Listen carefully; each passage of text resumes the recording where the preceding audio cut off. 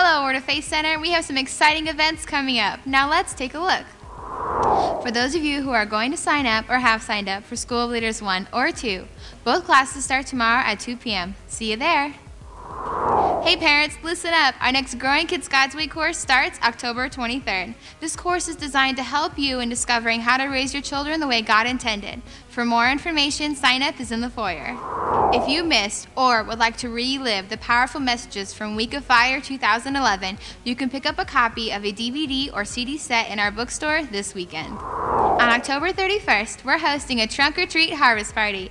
This is an opportunity for your kids to come and get some candy and have their picture taken in the safety of our church parking lot. If you would like to decorate your trunk, sign up is at the information booth, and if you'd like to donate candy, the baskets will be in the foyer. On Monday, October 24th, we will be hosting a Red Cross Blood Drive. It will be held from 2 to 7 p.m. here at Word of Faith. This is a great opportunity for you to be involved with your community and to help save others' lives. If you would like to volunteer your time for the blood drive or help by donating food items, sign up will be in the foyer this weekend. Or you can call Jamie Chavez at 539-4052.